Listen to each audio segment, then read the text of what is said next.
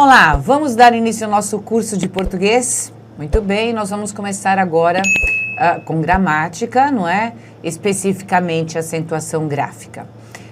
Quais são os acentos que nós estudamos em acentuação gráfica de fato?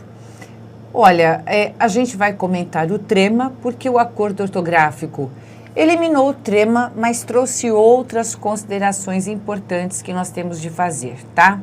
Em seguida, nós vamos falar do acento agudo e do acento circunflexo. Estes acentos são mencionados agora porque com eles é que nós trabalhamos o som das palavras, tá? São esses três acentos que nos remetem a esse aspecto das palavras em língua portuguesa. Então, observe. Falando no trema, não é? Como nós dissemos, vamos começar por ele. O que aconteceu? Ele realmente não vai ser mais empregado. Então, antes nós dizíamos sequestro e porque esse U é pronunciado, né? Nós não falamos sequestro, nós dizemos sequestro, nós colocávamos o trema, certo? Muito bem. Agora, nós continuamos a falar sequestro, mas a gente não indica mais o som do U com o trema. Em outras palavras, ou a gente sabe ou a gente não sabe o som da palavra, não é mesmo? Claro, o trema vai continuar a ser empregado nas palavras estrangeiras e em suas derivadas, certo? Porque afinal de contas não são português, não é mesmo?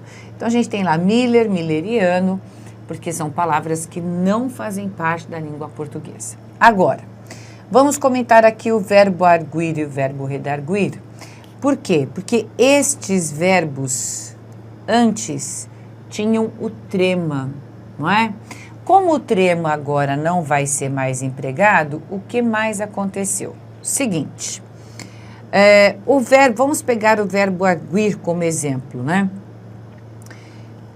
Como ele tinha o trema para marcar que esse U era pronunciado e átono, ou seja, o som dele é emitido, mas ele tem o som fraco, né? Vamos lembrar que som átono é o som fraco e o som tônico é o som forte, ok?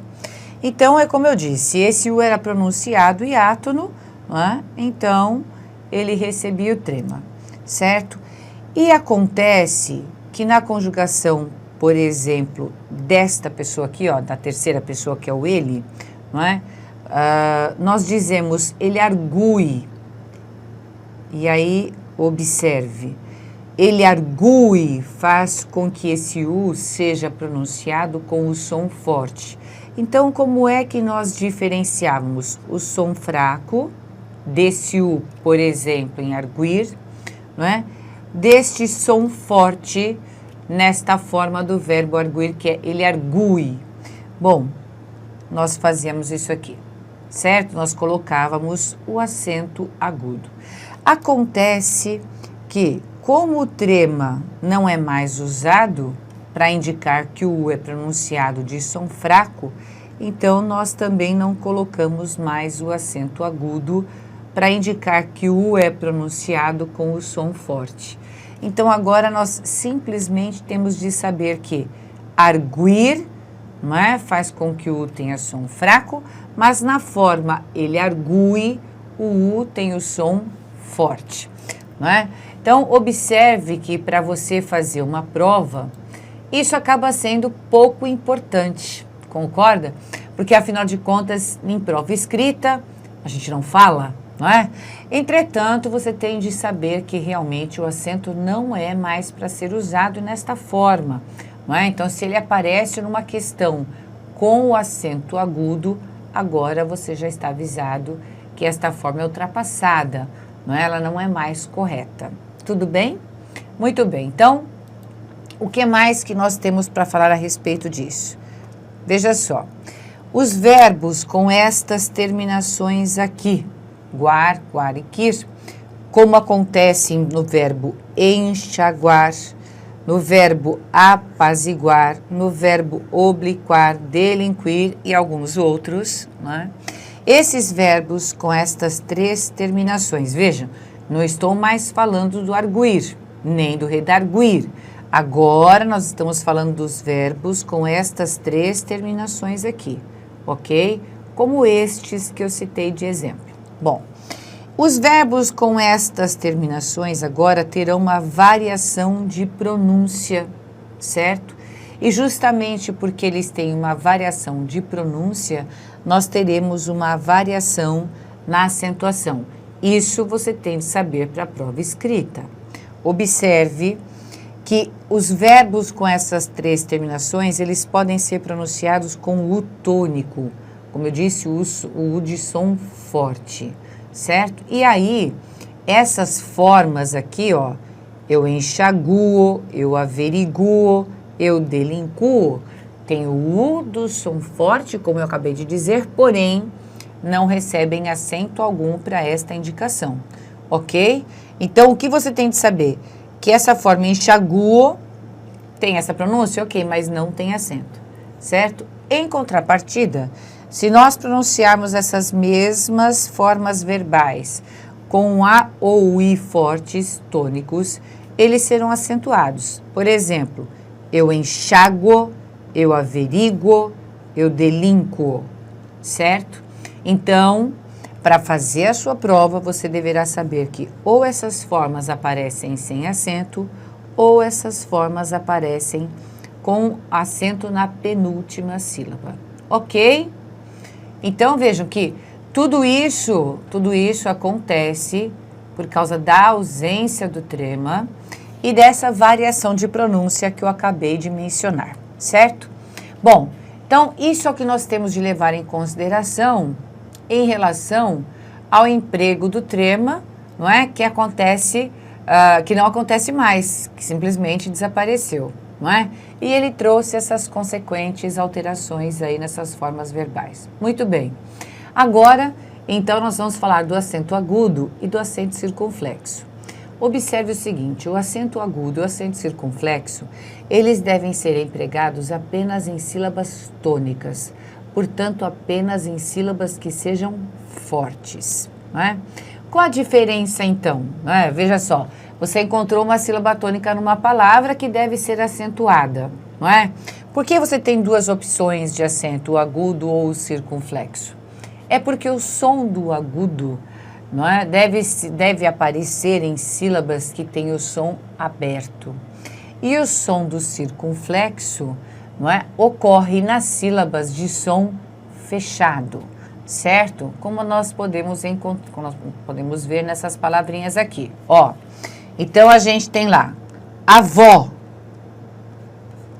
Então, em avó, o som é aberto. Entretanto, em avô, o som é fechado, certo? Então, só para a gente fechar, esses acentos vão aparecer apenas nas sílabas tônicas, não é? Som aberto, que é o som feminino, é agudo. Som fechado, que é o som masculino, o circunflexo. Tudo bem? Bom, para nós entendermos mesmo as normas de acentuação gráfica, nós teremos ainda de fazer algumas observações, não é? Eu diria que são alguns lembretes que nós fazemos antes. Por quê?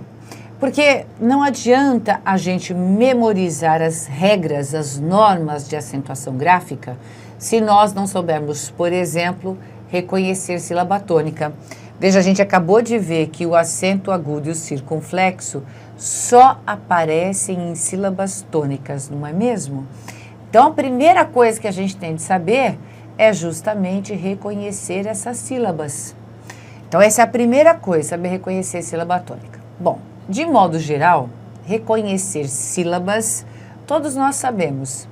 Mas existem algumas palavras que podem trazer algumas dúvidas. Por quê? Porque são palavras que apresentam encontro vocálico, ou seja, o encontro de vogais. O que acontece com os encontros de vogais? Às vezes as vogais ficam na mesma sílaba e às vezes elas ficam em sílabas diferentes. Então, nós precisamos de fazer a lembrança de como isso acontece, por que isso acontece, para que nós possamos realmente ter a noção das sílabas e, assim, proceder ao reconhecimento da sílaba tônica de forma correta. Tá bom? Então, vamos a esses lembretes aqui antes de nós falarmos das normas de acentuação. Veja aí. O que acontece em primeiro lembrete que a gente tem para fazer. Quanto à tonicidade, ou seja, quanto à sílaba tônica, as palavras são classificadas em oxítona, paroxítona ou proparoxítona. Quando é que uma palavra é oxítona mesmo? Quando a última sílaba é forte. Olha aí, a palavra café, eu já sublinhei para você a sílaba tônica, não é? Então, café, a sílaba tônica é o fé. Urubu, a última sílaba é que é a forte. Então, não é? Ratificando, quando a última sílaba é forte, a palavra, então, é classificada como oxítona. Já em cabeça, júri, veja aí, a sílaba tônica é a penúltima sílaba. Então, o que ocorre é que estas palavras são consideradas paroxítonas. Quando não for a última sílaba, nem a penúltima, mas sim a antepenúltima sílaba, a forte, como acontece aí na palavra sílaba e na palavra tônico, então nós classificaremos essas palavras como proparoxítonas, ok? Então esse é o primeiro lembrete. E agora nós vamos ao segundo lembrete, não é? Que é super importante, porque afinal de contas nós temos de reconhecer a sílaba tônica, ou seja, a sílaba forte de cada palavra aí.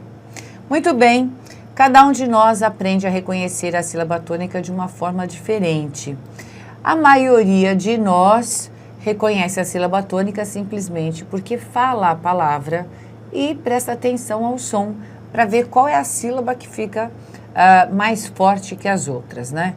Entretanto, o que acontece é que algumas confusões ocorrem, não é? Para que essas confusões não ocorram, olha o que eu vou fazer. Eu vou sugerir a você que você reconheça a sílaba tônica chamando a palavra. Então, a primeira palavra que você tem aí na relação de palavras a serem analisadas é a palavra hoje, não é? E aí, como é que a gente faz para reconhecer a sílaba tônica se não for pela percepção de qual sílaba é forte? Como eu disse, a gente chama a palavra. Mas veja só, acontece uma coisa interessante.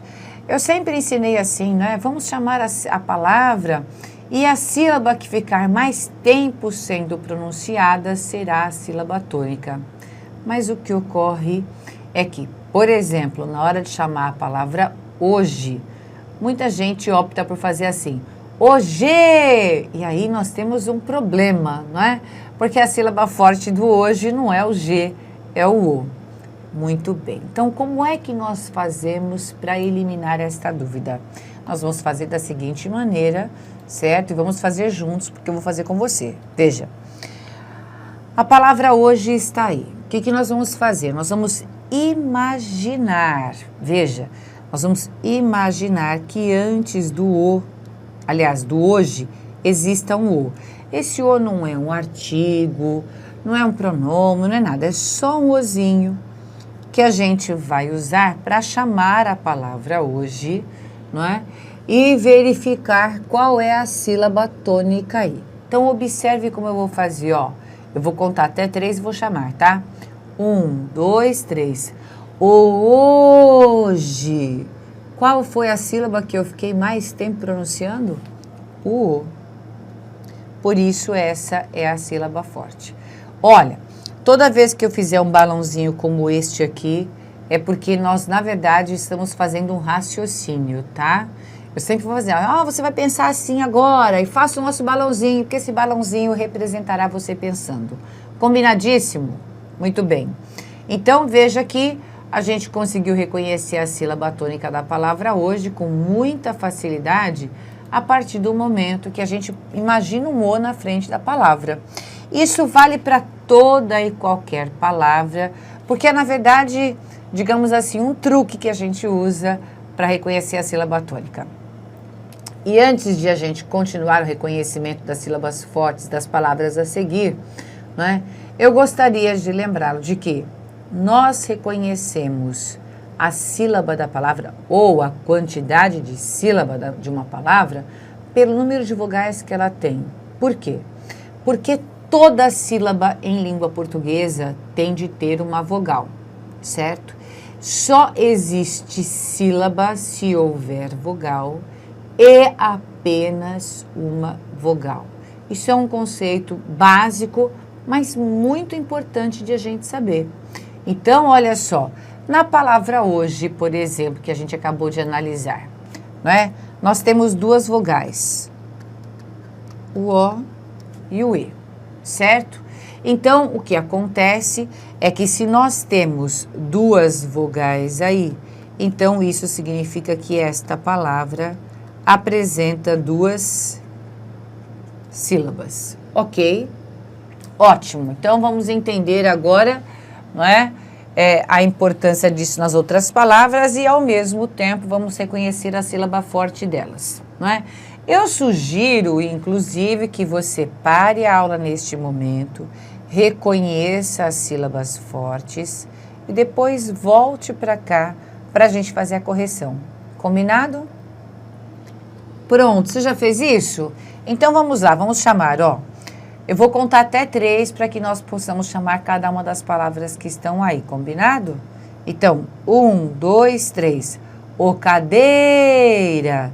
Veja a sílaba tônica de cadeira, é o dei, certo? Muito bem. Vamos chamar o ventilador, ó. 1, 2, 3. O ventilador. Está aqui a sílaba forte. Muito bem, agora a melancia, vamos lá. 1, 2, 3. O melancia. Observe que é o si, certo? Em substância, vamos ver a sílaba forte qual é, olha. 1, 2, 3. O substância, tá aqui. É que substância tem o acento circunflexo e eu não coloquei de propósito, tá? E a gente já vai falar mais ainda sobre essa palavra. Para a próxima, nós temos substantivo. Vamos ver. 1, 2, 3. O substantivo. Observe que esta é a sílaba tônica. Muito bem.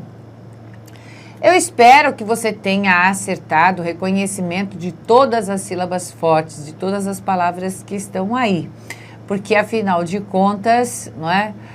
Se você errou alguma delas, neste momento você viu que chamando com o O à frente de cada palavra, não há como errar, não é? O reconhecimento da sílaba forte.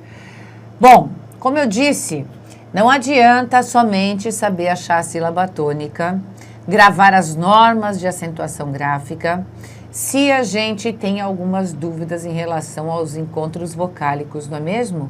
Portanto, nós vamos falar deles agora. Veja que é possível que você tenha se atrapalhado um pouco em melancia, considerando cia como a sílaba tônica, não é?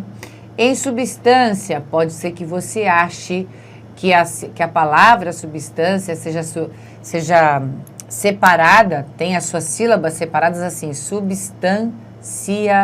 Então, nós vamos falar sobre isso agora. Observe, aqui, na palavra cadeira, o que acontece com a palavra cadeira, não é? O A é vogal, esse é uma vogal, mas o I é uma semivogal.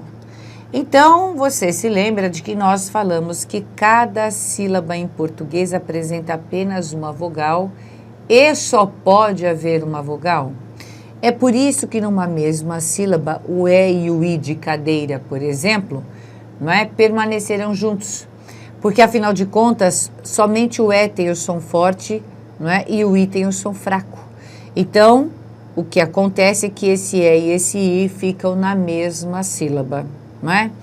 E o A aqui é uma vogal também. O que é importante a gente lembrar? Toda vez que nós encontrarmos uma vogal e uma semivogal, pode ser uma semivogal e uma vogal, não é? Essas duas letras vão ficar na mesma sílaba e o nome que nós damos a esta ocorrência é ditongo, certo? Muito bem. Ó, em ventilador, o que acontece? A gente tem essa vogal, esta vogal, essa vogal e essa vogal. Vejam, se são 4 vogais, então nós temos 4 sílabas na palavra, certo? Por isso que nós separamos ventilador. Aí não houve encontro vocálico, portanto, muito simples fazer essa consideração. Em melancia, observe, a gente tem o E, que é vogal, o A, que é vogal. E aqui no final, quando a gente chama, a gente faz melancia.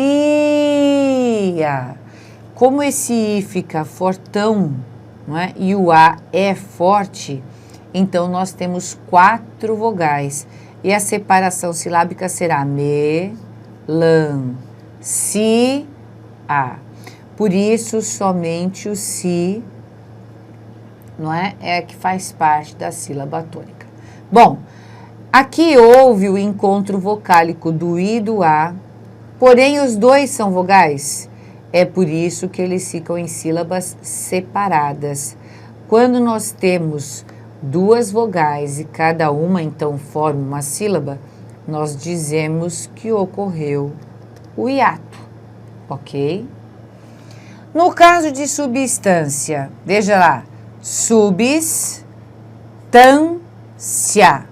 Então, veja que o U é vogal, o A aqui é vogal, mas esse finalzinho de substância é diferente deste finalzinho da melancia. Veja que na melancia a gente diz melancia. Em substância, a gente diz substância. Então, esse IA é pronunciado junto, vamos dizer assim. O I e o A ficam na mesma sílaba. O que vai acontecer é que o A é a vogal e o I é a semivogal deste encontro. E observe que se nós temos semivogal e vogal, outra vez nós temos a ocorrência de um ditongo, ok? Muito bem. Em substantivo, não é? Não houve dúvida, acredito eu, porque aqui nós temos cada vogal na sua sílaba com consoantes que acompanharam essas vogais. Então, foi fácil, não é, fazer o reconhecimento da sílaba tônica. Por que é que eu coloco aí a melancia, a substância e o substantivo juntos, além de eu mostrar para você, não é, a ocorrência do hiato na melancia, do ditongo na substância? Eu também quis mostrar o seguinte: muita gente acha que a sílaba tônica da melancia é o lan, mas se fosse, a pronúncia seria melância, certo? Muito bem. Na palavra substância, tudo bem, o tan é forte e ele leva acento por um motivo, ó, porque nós temos aqui uma paroxítona. Lembre-se que a paroxítona é aquela que tem a sílaba forte na penúltima sílaba. E é uma paroxítona terminada em ditongo. Toda paroxítona terminada em ditongo é acentuada, certo? Diferente, não é, do que acontece na melancia, porque a melancia é uma paroxítona, já que o si é a sílaba forte, mas ela termina em A, na vogal A, e não no ditongo como a substância. Por isso, melancia não tem acento, e substância tem, tá? E o substantivo, o que acontece? Muita gente acredita que haja um acento aqui, ó, não é? Mas não tem, não. A substância leva acento porque é paroxítona terminada em ditongo. Mas o substantivo é substantivo. Então, nós temos aqui uma paroxítona que termina em O, certo? Então, vejam que muita gente acha o lan da melancia forte, o tan da substância forte e o tan do substantivo também, por uma questão de comparação de som nasal, porque melancia, o som sai pelo nariz mesmo, né? Quando a gente diz substância, o que acontece? O som sai pelo nariz, tan, né? E no substantivo, também nós temos o som emitido pelo nariz, substantivo. Mas isso não quer dizer que estas sílabas, todas elas nas 3 palavras, sejam as sílabas fortes, ok? Veja aqui aqui no material eu ainda coloquei a definição do hiato, do ditongo e do tritongo, para que você não tenha dúvidas futuras. Observe aí, não é? Então, fechando aquilo que nós acabamos de rever, o hiato, certo? O hiato, veja aí, acontecerá toda vez que nós tivermos o encontro de 2 vogais. Veja, reunir, vogal, vogal. Então, existe o encontro das 2 vogais quando nós escrevemos reunir? Sim. Só que na separação silábica, o E e o U ficam separados porque são 2 vogais, ok? O ditongo, já diferente do hiato, ocorrerá toda vez que nós tivermos um encontro vocálico formado por uma vogal e uma semivogal, ou o encontro de uma semivogal e uma vogal, tá? Para nós nos lembrarmos, quando o ditongo for formado por uma vogal e uma semivogal, o que acontece? O som começa forte, porque a vogal tem o som forte, e vai para a semivogal de som fraco, por isso que ele se chama decrescente. No caso do ditongo que se inicia por uma semivogal e depois vai para a vogal, veja lá, ele começa no som fraco, não é? Como eu disse, é da semivogal, e ele sobe e vai para o som forte, ele cresce, portanto, ditongo crescente. Observe, quando nós dizemos caos, o A é a vogal e o O é a semivogal, caos. Por isso o A tem o som mais forte na pronúncia. Pau, mesma coisa, vogal, semivogal. Então aqui nós temos ditongos decrescentes, porque o som diminuiu. Em frequência, o que ocorre é que esse aqui é uma vogal, ou melhor dizendo, que esse aqui é uma semivogal, o I é uma semivogal e o A é uma vogal, certo? A mesma coisa na palavra quadro, certo? Que é separadinho aqui, né? Esse U é a semivogal e o A é uma vogal. Então, aqui nós temos exemplos de ditongos crescentes. E para que não haja confusão, eu também coloquei aí o tritongo. O tritongo é formado sempre formado por uma semivogal, uma vogal e uma semivogal. Como cada sílaba em português tem de ter uma vogal, ou o que ocorre na separação silábica de iguais, por exemplo. O U, que é a semivogal, inicia o tritongo, aí vem o A, que é a vogal, e o I, que é a semivogal. Então, o A segura toda essa sílaba, por isso que nós dividimos iguais, não é? Porque nós só temos uma vogal aí ao lado. Fechado? Muito bem. No nosso próximo encontro, não é? Nós ainda vamos tirar algumas dúvidas de você. Dúvidas que podem não ter surgido agora, mas que futuramente podem aparecer, que é como distinguir uma vogal de uma semivogal, por exemplo, não é? E aí depois, na sequência, a gente dá início às normas de acentuação gráfica. Tudo bem? Então, um abraço e até o próximo encontro.